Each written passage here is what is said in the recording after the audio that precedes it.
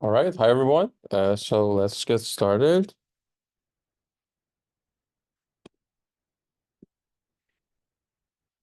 Okay, so this is where we kind of left off on Monday. So we said we have the propose, the prepare, the commit, and the inform. But we said we have a different threshold. We said the threshold to get a prepare state is 2f plus 1, commit state 2f plus 1. But for the client, we said it only requires f plus 1 in order to be accept the transaction as committed. All right, so maybe one of you can say, first of all, why is it that for a client we only need f plus 1? Why are we ensuring with the client only having f plus 1? So we're going to walk our way back and then we're going to move. Yes? Okay, so that means if you get f plus 1, we ensure that one honest replica has reached the committed state. And why is that useful? Why not just one committed state? Why not more than one? Why is that strong enough? Say that again louder. Okay. Well, the uniqueness, a single replica gets to a prepared state, we already guarantee the uniqueness. So why do we need that? Louder? Preservation. So we need preservation, but how come just only one? Why is having a single non-faulty replica reaching commit state is sufficient? That one non-faulty will confirm that there are 2 and plus 1. And why is that beneficial? So that means that there won't be enough replicas to monetize in the future. Okay. Okay. That transaction guaranteed to be preserved in case of breaking down.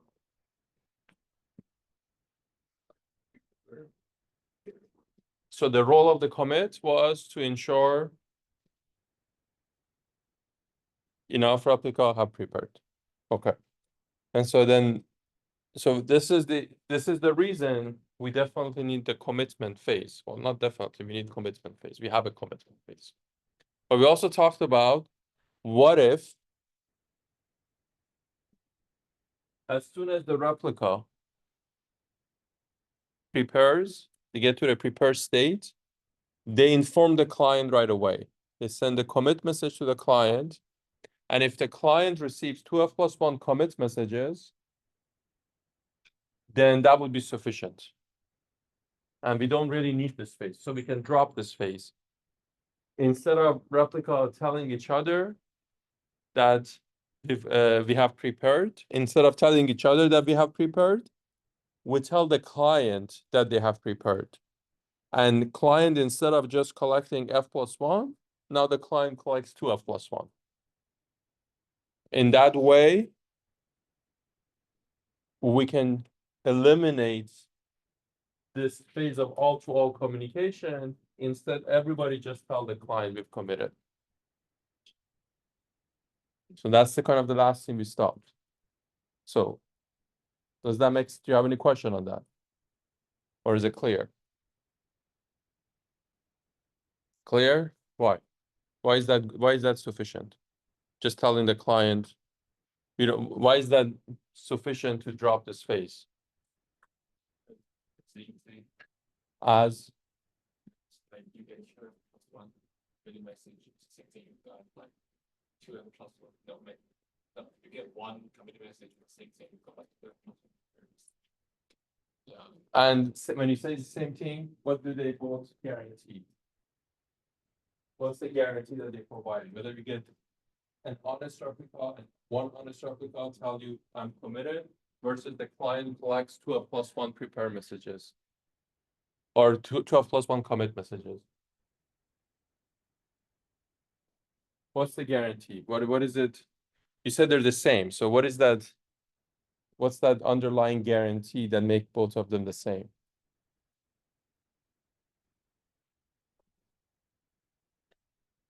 Why is it client collecting 12 plus 1 commit messages is the same as the replica collecting it?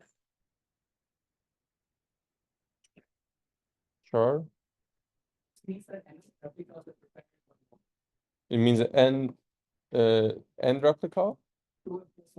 12 plus 1 replica claim that they have locked.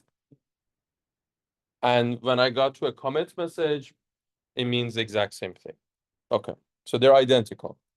So then this will help us to drop the space because what we need to observe, so the most important thing is that if I want to make sure preservation, I need to guarantee what? To get preservation of the message, I need to guarantee 12 plus 1 have prepared. 12 plus 1 have locked. Now, whether a replica observes that or a client observes that, they're the same. Because the end result, the net effect, is that the majority have prepared. The majority are locked. And if the majority are locked, then we can ensure preservation of it. Make sense? So now, what happens to the replica? Will the replica know if it's something committed or not? Because they were only telling the client. In PBFT, the replica reached an explicit committed state. But if they prematurely stop here and drop this phase, would they know that the commitment was reached or not? So could that not cause an issue? It potentially could, because we're no longer, if every replica is no longer checking the enough replicas. How will that get to this report? If it's what it says, okay, well, I received it, I informed the client, and since we're going to be committed, this means, okay, let's say.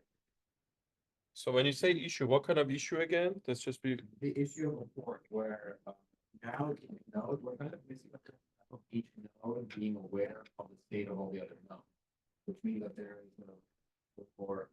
In this view, by the same leader? Yes. Within the same view of the leader, each node of the board, each replica is not aware of whether or not the other. Which, let's say the client receives F plus 1 responses, and those two F plus 1s do execute this certain transaction in the ledger. What stops the other good nodes inactive? What if they don't? What if they don't? Okay, so let's kind of stop there. So potential of fork. Does that make sense to everyone? Do you think there is a potential of fork if we were to eliminate this? Or do you foresee a potential issue, not necessarily fork?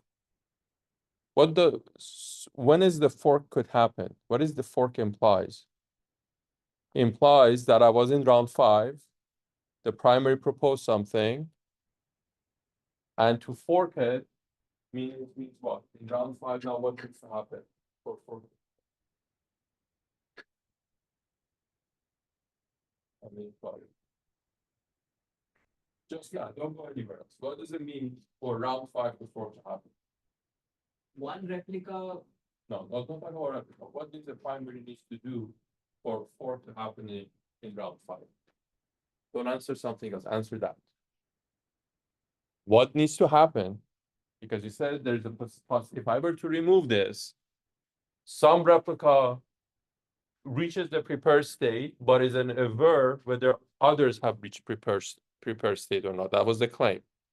So now, in order for a fork to happen, that means for the same round, for the fork to happen in the same leader, the only way a fork could happen is that for the same round, the leader can now make progress on an alternative proposal. you keep, No, let's just understand, is there any other way of getting fork? the it could be malicious, it could keep a known amount of. No, replica. no.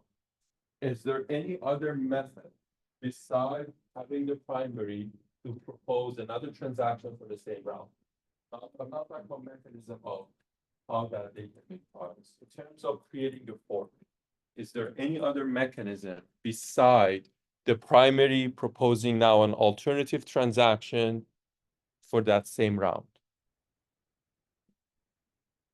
Now, I want to make sure you understand this piece before talking about how and why and so forth. Reframe it, it's no out of order, just removing all those cases. Yeah, we're doing it one round at a time, you know, a simple design. In this round, the only case of the fork is if that message, if N, if N put notes on his note, just simply didn't receive it. No, again, forget about how that could happen. I'm talking about what scenario could lead to fork. Now, how that scenario happens, that's the secondary question. What scenario is possible for fork to be created?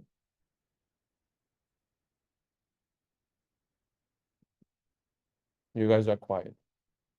What scenario needs to be created? What do you think?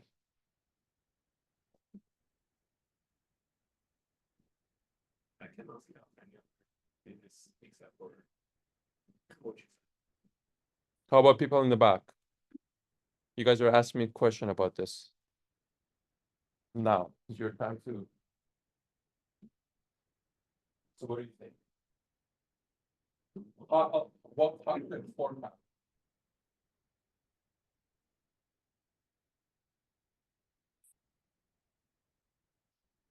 So does that part clear, the part that I mentioned? I just want to make sure the part that I mentioned is clear. The only way the fork could happen is that the primary proposed transaction A, somebody prepared it and tell the client, but maybe others didn't prepare it for whatever reason. And now for the same round, the primary can now propose transaction B. If the primary can propose transaction B, is that clear that there could be potential divergence? Yes.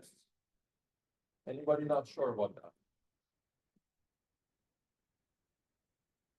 Your chance to ask. Yes. Oh, like it's in, PBFT, it's like different from. No, forget about Bitcoin, we're not talking about protocol, we're talking about the scenario. There's only one person that's creating. Yeah, so primary, primary, Yeah, fork that if there's only one person creating. primary is malicious. Oh, okay, yeah, I guess. Yes. What kind of earth like two transactions in one row? Like for the first transaction, But before we go that, the scenario makes sense now. But we're gonna get to whether we dispute it or not. Does the scenario make sense? Yes, makes sense? Yes? You give me a very uncertain look that I can't even tell is it yes or no. I usually can tell you. So I point out, in one round, we can only have one unique for one message, right? So I don't understand the scenario you mentioned that there could be two transactions which would be. Well, I didn't say whether that happens or not. I said if they were to be possible to create a fork or create a divergence, the only way that could happen is the primary propose another transaction for the same round. So now the question, does that happen or not? What's that? Which part? Could a fork happen or not? Which sentence? So the only way that we can do potential divergence is that the primary proposed A, somebody prepared and told the client I'm done, or I prepared. And then for the same round, now the primary proposes B, and we're able to prepare that as well. Because that's the only way we could get fork. The primary is malicious and is proposing two different transactions for the same round. So could this happen or not? Why? Because prepare is unique. So that would not happen. Because the moment somebody forms a core, that means what? The majority of non-faulty replica, the majority of honest replica have already endorsed that. So that means the majority of the honest replica will not vote for anything alternative. And if the majority of honest replica don't vote, how many replica we could have at most? If you put out the majority of honest replica, which is one n plus one, how many replica remains? 2f. It remains 2f, and that's not a core. So once we reach the prepare state in the same view or by the same leader, equivocation is not possible.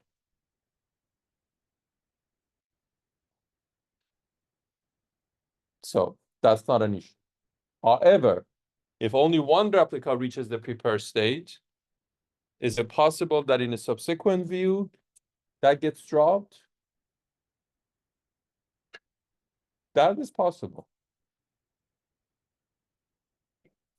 But if enough replica had prepared, it wouldn't be dropped. And the client would have only committed if enough people would have committed or would have prepared. So that means at this stage, the moment I tell the client, it's an speculative. It's no longer when I was telling the client I'm done, that was certain. But when I tell the client at this stage, I'm prepared, is a speculation, because it's possible that what I think I prepared and I even go ahead and execute, I may have to roll back because I haven't reached the committed state, because I don't know what the state of everybody else is. I know there cannot be any equivocation, but I don't know whether that will uphold. Questions? Okay. Oh, I guess, which is the state that so we talked about this, we talked about this one, we talked about these, talked about this. Oh, okay. Now, example of potential failure. So kind of put that aside. So there is an optimization that we could potentially drop the commit phase. So, we can just kind of now move on to the sort of the core protocol, the rest of the core protocol.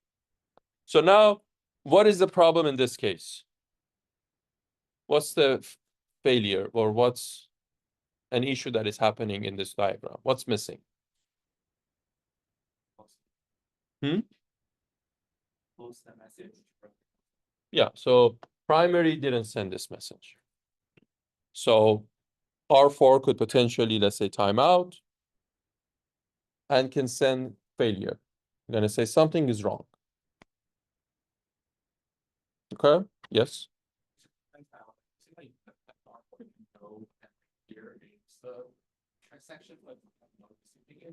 So, yes, but another maybe kind of, before kind of getting into data intricacy, if it hasn't got anything for a while. So it's kind of sitting idle, and it knows there's client are sending transaction, but then hasn't seen it. So it's just going to say, okay, this primary doesn't seem to be active. Does that mean should a database be rotation? No, we could also send the ping, I'm alive. Send the ping, I'm alive. Or the other could be is that there is a client that sends a transaction to primary doesn't propose it, and then the client broadcasts a transaction to everyone. And now everyone will send that transaction asking the primary, you must propose this.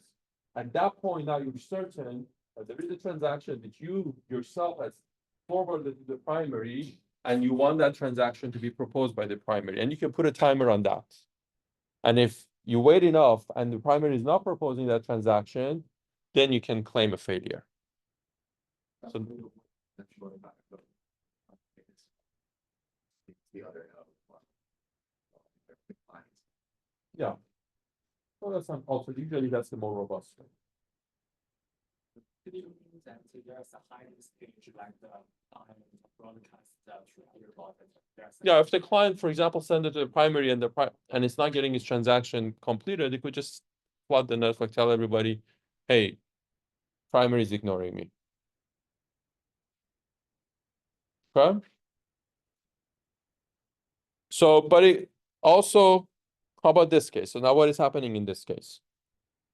It's another case. So primary did send a message to everyone. R4 is not sending prepare. And then R4 instead says primary is lying.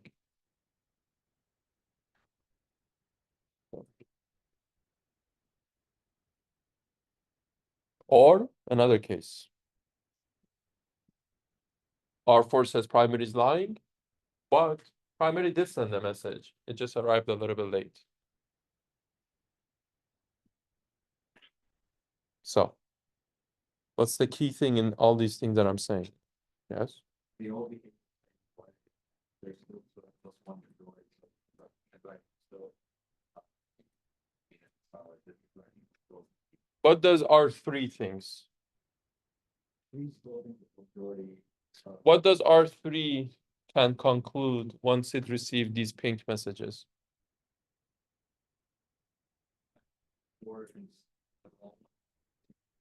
How does it know? Is it the message was delayed? Is it the primary lying? Or is R4 lying? How do you know? No, it's not a matter. It's not a question. It doesn't matter. It's a question is indistinguishable. That's the key. You cannot tell the difference. If R3, just I tell R3, there is a failure because primary is not sending it to me, it might be that I'm lying. Or it might be I'm telling the truth.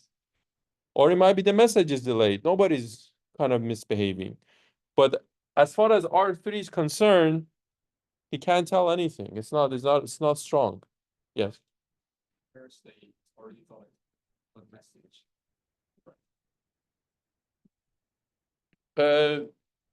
Sure. But so at that point, you know that it's like. It could still be telling the truth. It could be that's still this case. Even if you got it, I mean, there's still somebody sending a message saying that primary is ignoring me. It could still be true. Doesn't mean that the R4 is failing. But it's just not as strong. It's not a strong signal. And it's not enough. Since it's not a strong signal, I don't know what the root cause is. You cannot say definitively what the root cause is. That's the point. Of course, we're moving on. Everybody's moving on. And since everybody's moving on, it's safe to ignore it because we don't even know whether who's lying. Since everybody, as you said, are forming the prepared certificate, let's say, and forming their commit, they're going, the consensus is being reached, transactions are being added, everything looks good. Even if this is legit, things are moving forward and we don't know. It's inconclusive. And that's the important nature of being a distributed system.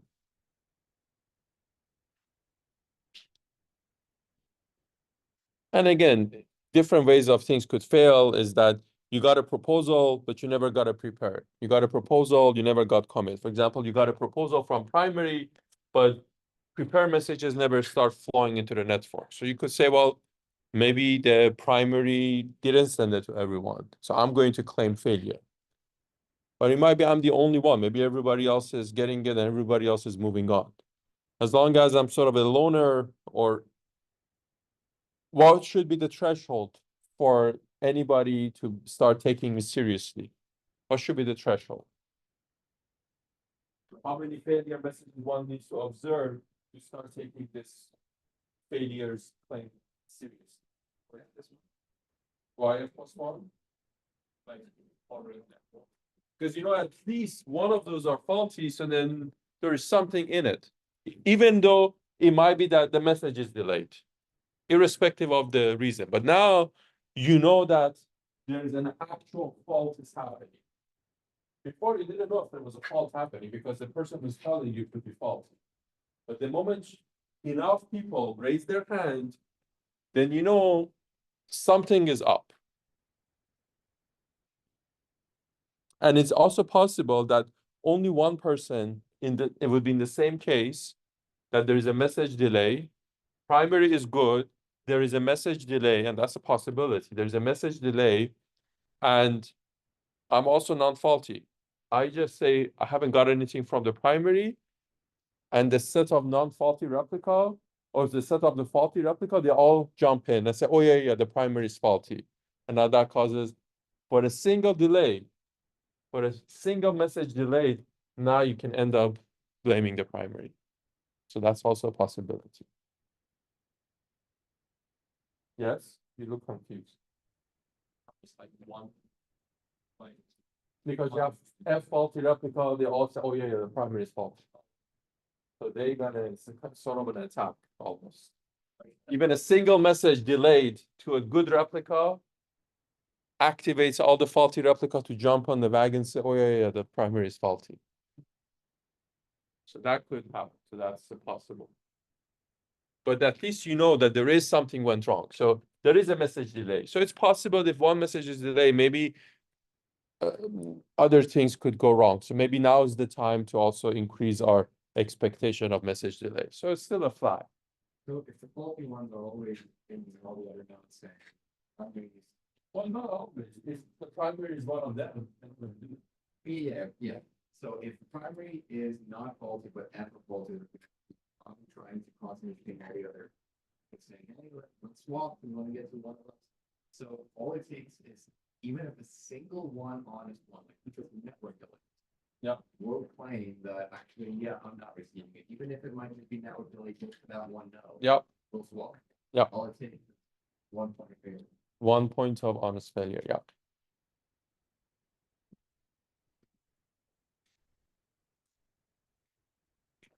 So the cases are indistinguishable. So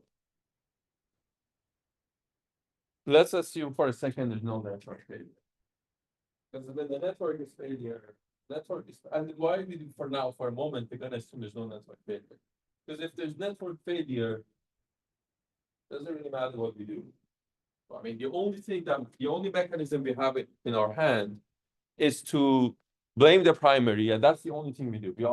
If there is a detectable fault, that means we can ensure that at least one honest replica have detected fault. The only thing that we can do is to change the primary. Is there anything else we can do? Can't change the router. We can't go dig holes and figure out which router is failing. So unfortunately, network is out of our control. Doesn't mean that the network is not adversarial, but that means the network is out of our control, and we can only hope eventually the ISPs or whatever, the local government or somebody will restore the network. And the moment the network is restored, then only then we can hope for progress. Because the network is sort of outside the system as far as the replica is concerned. So there's nothing we can do about it. So now, let's for a moment say that there is no network failure. So now the question is, either we can pinpoint a failure or we cannot pinpoint a failure. So if the threshold of the failure is less than F, or at most F, then we can't really say whether this was a real failure. And it might be that all of those F, and so this is another thing. It might be the case that all of these F are actually honest replica. And there's nothing we can do. And that's why the primary, a malicious primary, can actually keep F people in dark. There's nothing we can do. The moment there's more than F failure, then now we have the mechanism of a view change, because now we can replace the primary. In this case, when there are at most F failure, as you said, as long as prepare can be formed or commit can be formed, we can commit messages. But the moment more than F failures, then potentially we will fail to commit. Of course, this is still could make progress, because if F of those are faulty, I mean, it could in theory make progress. So if f of them are faulty, only one honest replica, and then the faulty one maybe also help the prepare or potentially things could still make progress. But in general, if you knock down f plus one, then you can't really form a quorum. So now you would actually stall, and so you would change the primary, and you have a mechanism. So the moment it becomes detectable, progress could stall, and the only thing you can conclude is the primary failed, especially if you made an assumption for now there's no network failure. In this case, when there's not enough support, it might be that the primary is failing, not sending a message, or maybe the replicas are failing and not getting a message, or maybe they're malicious. Here, since you're still continue making progress, you keep the primary in charge. Here you elect a new primary. This results into a checkpoint recovery. This results into a view change. View change means we're going to replace the primary. Checkpoint basically means there are people who claim they're in dark. We don't know whether they're telling the truth or not. So what we could do as an honest replica, send commits, tell all of these failed replica that we have committed. And as a faulty replica, or as a replica who's in dark, is not getting the messages, if I receive, how many commit messages do I need to receive in order to ensure that I've committed, that I can commit? How many commit messages do I need to get? Why 2f plus 1? How many messages client needed? F plus 1, because you need just one honest person to tell you. So if I'm a replica who's in dark and haven't got anything from anyone, I could use this process to call checkpoint, is if enough people, meaning f plus 1 people, tell me they've committed, and now I can sort of start adding stuff into the ledger, even though I'm not getting stuff from it. So the ledger can keep up.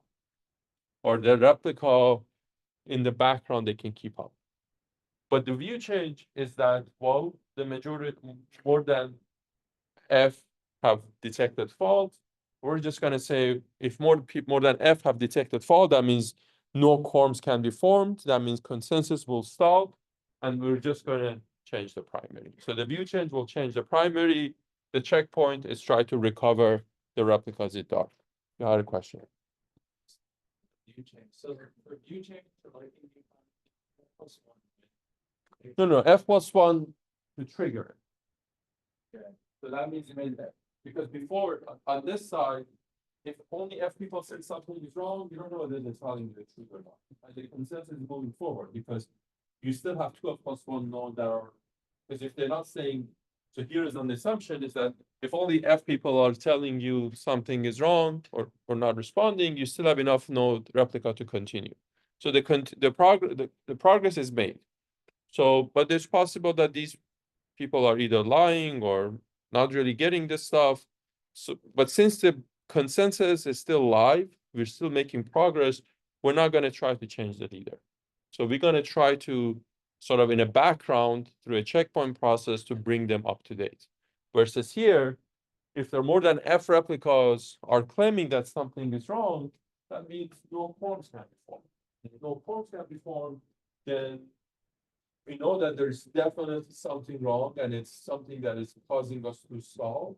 And the only mechanism that we have is to change the primary because we can't really do anything about the network. So we say, well, we're just gonna, and it's easier. If you have a single point of blame, it's easy. Because if you had moving parts, if somebody thinks this is the fault, somebody else, oh, this is the problem, or somebody else, this is the problem, or that's the problem, what do you have now? What is the problem you need to solve? You need to know how to solve an agreement. You need to solve a consensus in the middle of a consensus, but your consensus is failing. So the fact that you just can blame predetermined leader is at fault, you bypass the need of solving the problem of consensus, at least for that purpose. So it's more than enough for that second thing, right? Is that different? Is it at least that? Yeah, I mean, FP7. More than F FP7. At least that, I mean, no, it should be more than F. At least F, this meant more than F. Sound good? Yes. Checkpoint, so just to make sure, is that the checkpoint for the hidden replica or for the all replica? So checkpoint is so we're going to talk about this a little bit more later on, but checkpoint, the basic idea is you kind of see the problem with consensus in general is the basic consensus. When we talked about the definition of consensus, whether you remember or not, we said if a good replica decided a value, every good replica also must decide at the same value.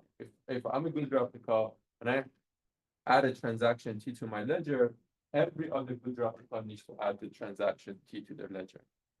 But we also talked about the primary can be malicious and keep F good replica out. So just the basic running the commitment of PBFT doesn't actually satisfy or fulfill the strong definition of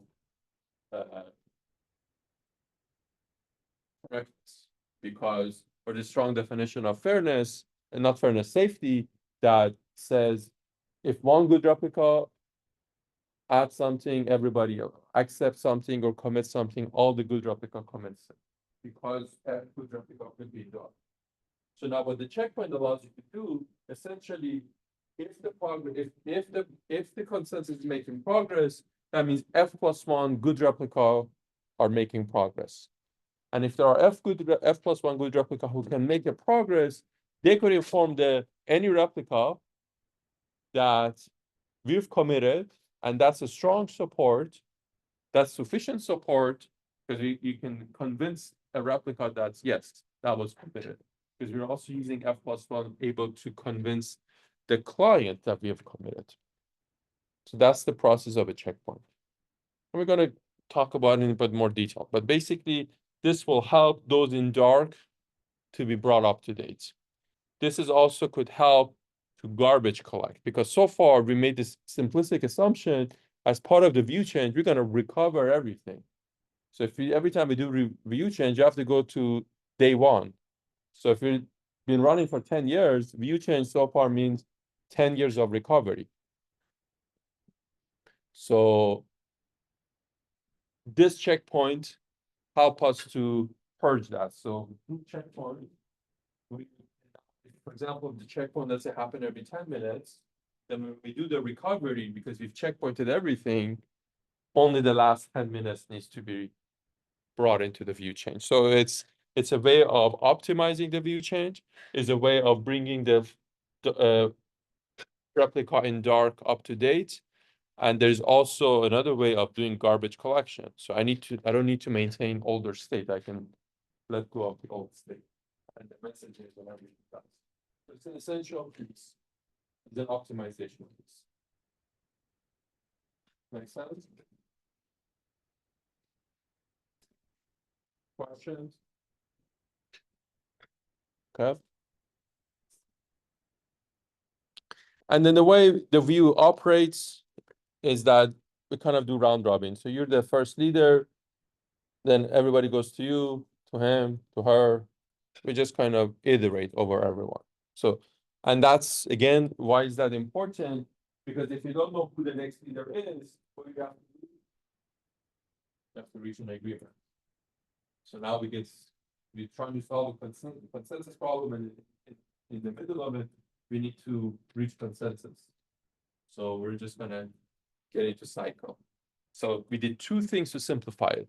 First, we always blamed on the primary. So when it comes to failover, we always blame primary. So we don't have potential multiple logs and knobs that we need to turn. It's always the primary. And also, we make the determination of the primary also deterministic. We just go to the next person, next person, next person, next person, next person, and so forth. So those two simplifies the recovery process.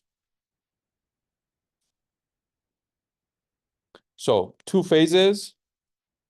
One is you need to synchronize in a sense, and then also now propose some this new view. So you do a view change, means enough people have said there is a fault. So we do a view change, and then the new leader, once he gets enough support, saying yes, we want to do a view change, and you're the next leader, and everybody agrees you're the next leader, then this new leader can say, okay, here is the new view. And basically what the new view means now I am the primary, and this is what happened before. And so now everybody can validate, is this new person the primary? Well, if there's enough view change messages attributed to him, so he's a new primary. And what does he said has happened in the past? Does he have a certificate or proof? And if you can validate it, then you accept the new view. So now he becomes the primary. We recover everything that was done based on what he tells us. And now once everybody kind of recovered the past, he can start proposing new transaction. So I know. Gonna go details. So the overall process makes sense? Yes. What is number of replica? Oh. So you view 5, so You just keep going in a circle. you just go in a circle, yeah. Because once you start with me, you then go all the way around and then come back to me. And you want to come back to me because maybe the reason you moved on from me was because the network was faulty. Because again, we don't know the fact that we always just blame the primary. Didn't mean that the primary was actually did anything wrong. So it might have been that the network was acting up, or it might be that all of a sudden we thought the message delays 1 second, and now the message delays 3 seconds, so the primary make progress in our matching our expectation. And in order to account for, and we said for a moment we're going to leave the network out, and the mechanism to account for potential fluctuation in the network is that every time we go to the new view, if previously we thought, so we not only we say primary was faulty, that's why we did view change, but we also say maybe also the network delay has increased. So every time we go to a new view, if previously we had thought that the network delay is 1 second, we double it up. So we now say the network delay is 2 seconds. The next time we do view change, we say, well, network delay is 4 seconds, 8 seconds. So we exponentially increase the network delay just to account. So we wanted, the only proactive thing we can do about the network is to say, okay, maybe the network is being delayed, and I'm just going to increase the message delay. So eventually, once I hit a good primary, there is enough delay that then new primary can actually make progress. If the network improvements, or like a premature update, but the network then improves. How do we then? So for example, I mean, these protocols, we don't really talk about it, but you could imagine is that if you elected a new leader and the new leader is making progress, the prepare messages are being formed in 1 second, your network delay is, I don't know, 50 seconds. At some point, it's okay, seems like everything I said, or everybody who said things, they're arriving 1 second. So maybe I reduce it by half, or I drop it by 90%, for example. And then if you made a mistake, well, eventually we're going to go back to the view change and we're going to double up again. So you could also get some input. I mean, you could always ping something. You could just ping few people and then help you to adjust it as well after the math. But you can't just, if my ping is 2 seconds, doesn't mean that my message will arrive in 2 seconds, because the network could be adversarial. Allow the ping go fast, everything else slow. So if you reach a point where like they were selecting like a very large number, then there was actually the network going off and that on. Then we just like wait for a long time until we switch the sheet. Say that again. I think the answer is yes, but let me say that again. So like, let's say we have an actual network failure. What's the network failure? It's just not descending because we're Okay, so message are being dropped. yeah. So Okay. it's the new like that will play very long. Then the network actually start working again, won't we just be waiting for like a long? So that finishes to switch the new one. So are you saying that, that's the important question, but I want to make sure because there's a whole bunch of intricacy in that question. So you're saying that the network starts failing and then I try to do view changes and then I increase my bound, but is my view changes successful or not? Because that's the question, but I mean, I said every time you enter a new view, you will increase it. But now you have to say how many of these messages are being sent. Is the new view is established, everybody moved to the new view, or what is happening? So that's an important piece. And that's part of this synchronization piece, and that's essential. So if you were hoping for that answer, make sure we don't get to that answer in the back.